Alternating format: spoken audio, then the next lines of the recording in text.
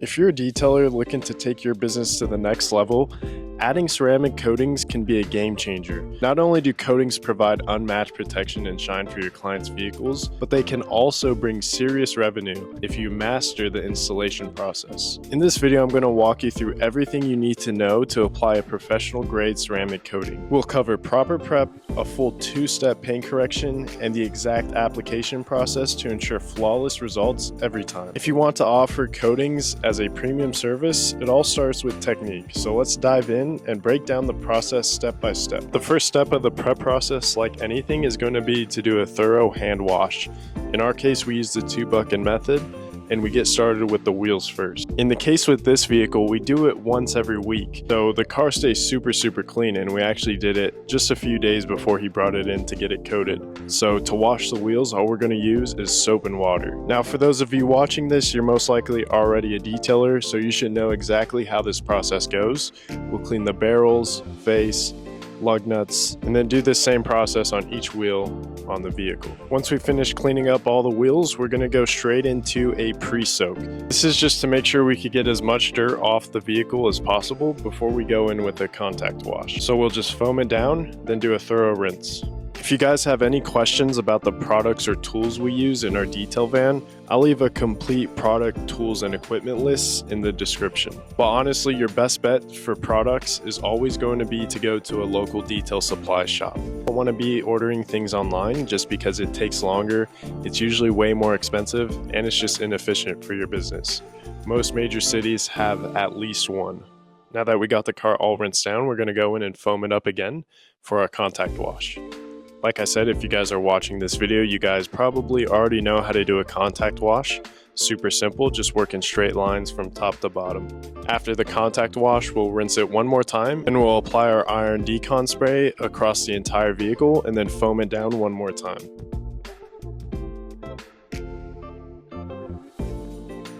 So now that we sprayed it down with the iron removal, we're gonna go in with our clay towel. Clay towels from Autofiber. They're pretty cheap and work super well, and I definitely prefer this over the typical clay. You just want to move in straight lines all across the car. You don't really have to worry about working from top to bottom since the car should already be clean. This is to just remove any embedded contaminants that a normal hand wash can't get to. The key when it comes to cleaning a car is make sure it's super lubricated, and the easiest way to do that is just with snow foam. So now that the paint is decontaminated and clayed, it's super smooth. Go ahead and do a final rinse, and then we'll get it dried up.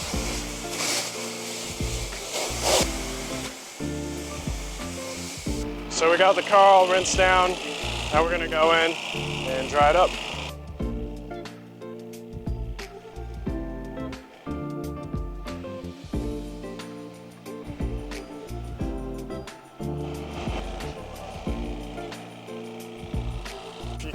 Get yourself a blower. It's going to make the drying process way easier. You want to be sure to hit all these cracks that you're not going to be able to hit with a towel.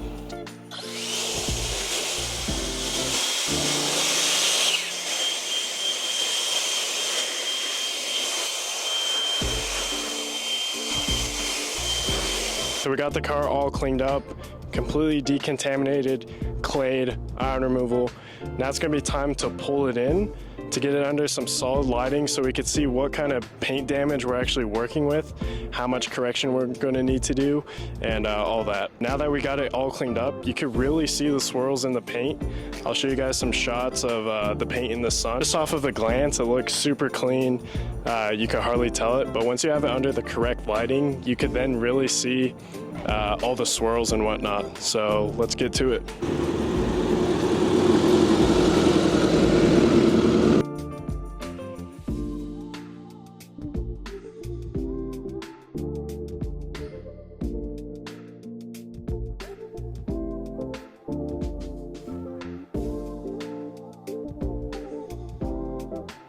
So we got the car inside now. We went ahead and covered up all the interior seats, dash, console with some plastic, just because we're going to be working with compound. We put the soft top down just because, again, you don't want to get that compound dust, especially on soft tops. You're not going to get that out.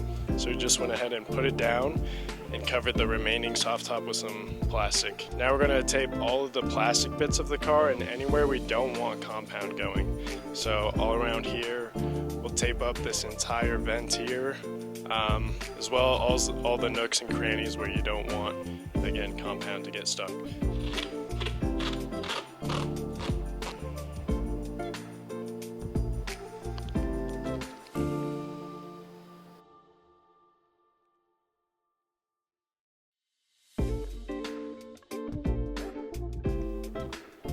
All right, so now we got the car all masked up, and here's what it should look like.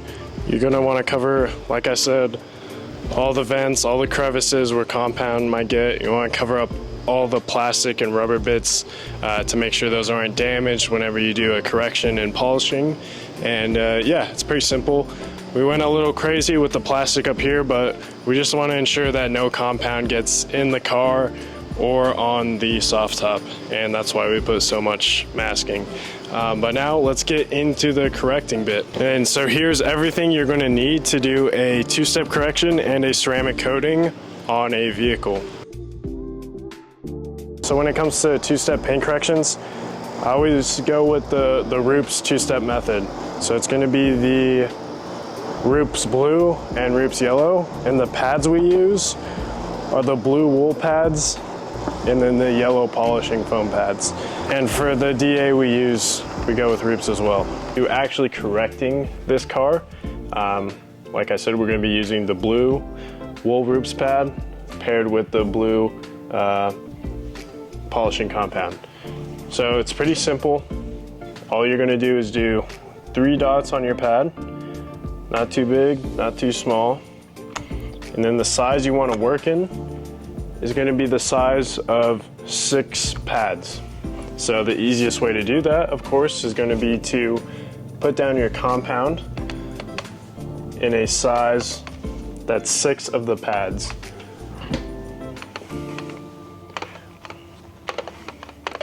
So you can see there, we kind of made an outline, 6 pads right there, and that's going to be our working space. Another thing is, if there's a curve in the panel, you want to stay on one side of the curve. So you can see here, you don't want to work over that, because here the clear coat is going to be thinner. It's going to put a lot more wear and tear on that clear coat if you're riding that edge. So you just want to stick to the flat. And I'll show you, it's easier to visualize that when I show you. So now you're going to want to put your DA on 1 or 2 to spread out the compound nice and evenly. You're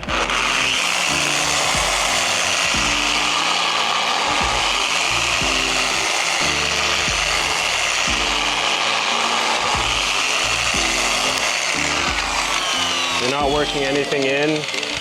All you're doing is simply just spreading the compound in the area you'll be working in. And then when it comes to actually working in and correcting, you're gonna work on speed 5 or 5.5, somewhere in that range, depending on the softness of the paint. So throw the cord around your shoulder so it's not in between you and the vehicle. And yeah, I'll show you what kind of speed you'll be working in. It's kind of hard to grasp over camera. The only way you're gonna really learn is by actually going out and doing it yourself. I'm just giving you a good idea of what it should look like.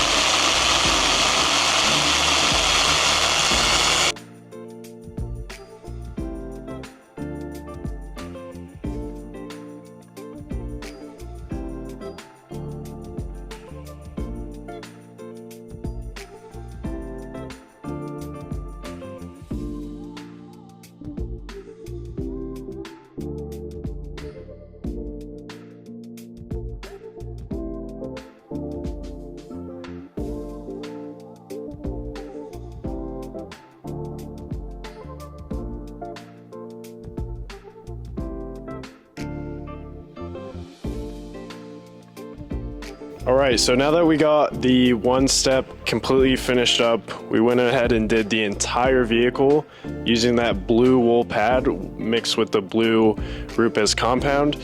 Now we're gonna go through with the yellow polishing pad. This is just gonna leave it super refined, get rid of any more slight imperfections, and the one step leaves a slight haze on the paint, especially on these flat paints that have no metallic. So that polish is gonna completely get rid of that. And then we could go ahead and lay down some ceramic. Now to get the foam pad prepped, it's a little different from the wool pad, just because you're not gonna get as much play with the compound. So you have to spread it out a little more on your own. Go ahead and push that into the pad. And then you're gonna use just as much polish as you do compound. Just do 3 little dots to work in your section. And polish is a lot more forgiving, so you definitely don't need to work in as small of a section. You don't need to be as careful because you're not gonna burn the clear coat with a foam pad as easy as you would with a wool pad. I'll show you what that looks like now.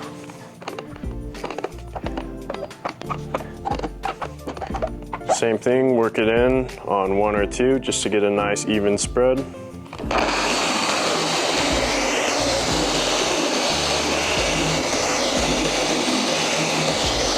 And then to work it in, you can move it up to either 4 or 5, whatever you feel more comfortable with.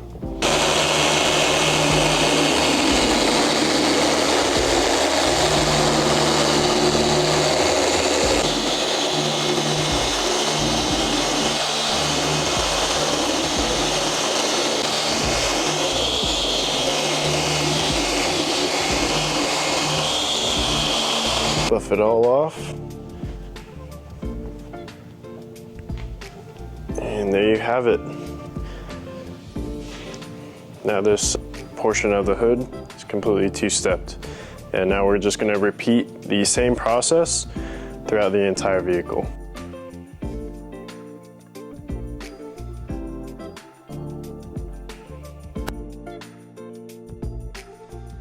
All right, so now that we got the 2-step paint correction done, we're gonna move straight into applying the ceramic. The first step to that is gonna be to prep the surface using a surface prep, which is essentially just alcohol and a water mixture.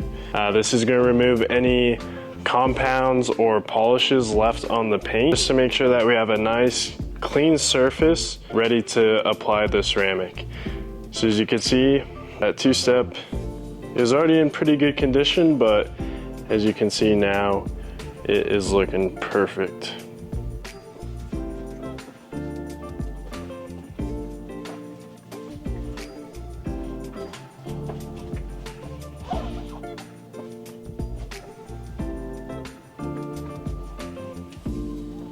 So now we're gonna move on to actually applying the ceramic. This is super simple. People overthink this, they kind of get scared. It's actually really not. It's super simple and it's actually easier than waxing a car, I'd say. So yeah, let's get to it. Let's crack open the ceramic. Got our applicator pad. And yeah, just go ahead and lay some down onto the pad. Don't want too much or too little. Make sure you have plenty to get an even spread. And you're just gonna work in cross hatching.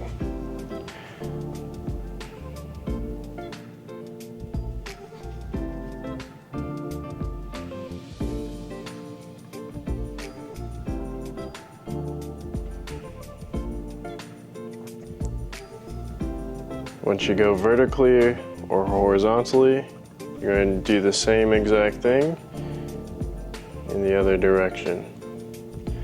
Make sure you get a nice even spread. Make sure the ceramic hits all points. And then how do you know when to buff? It's all going to depend on the specific ceramic you're using. Most flash times are going to be anywhere from 30 to 60 seconds. And then it's also going to kind of depend on the surrounding temperature, things like that. All ceramics are different. Some ceramics have At different flash times, some ceramics begin to sweat.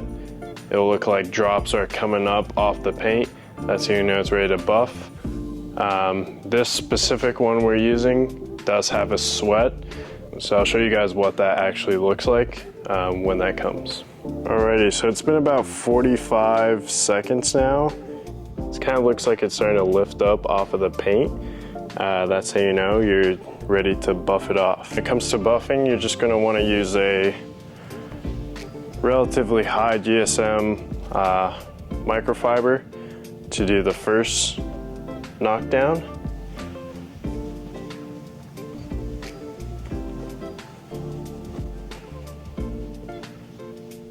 Once you hit all the edges and body lines that you might have crossed over to.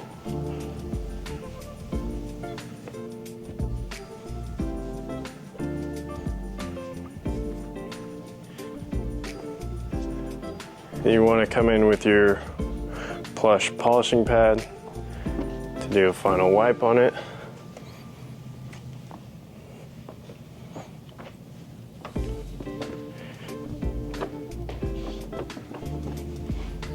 And there you have it. That is a completely coated and buffed panel.